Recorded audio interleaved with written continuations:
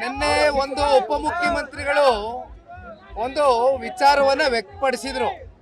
ನಾನು ಅದನ್ನ ಗಮನಿಸಿ ಇವತ್ತು ನನ್ನ ವಿಚಾರವೂ ಕೂಡ ಮುಂದಿಟ್ಟಿದ್ದೀನಿ.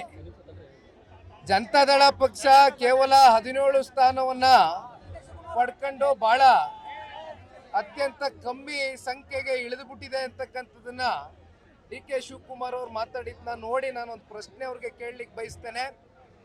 136 ಜನ ಶಾಸಕರನ್ನ ಹೊಂದಿರತಕ್ಕಂತ ಕಾಂಗ್ರೆಸ್ನ ಪಕ್ಷದ ಉಪಮುಖ್ಯಮಂತ್ರಿಗಳು, ಅದೆಂತದ ಅವ್ರದ್ದು ಡಿಸೈನ್ ಬಾಕ್ಸ್ ಅಂತ ಒಂದು ಟೀಮ್ ಇದೆಯಲ್ಲ, ಅಲ್ಲೊಂದು ಕಚೇರಿನಲ್ಲಿ ಪಾಪ ಡಿ.ಕೆ. ಸಾಹೇಬರು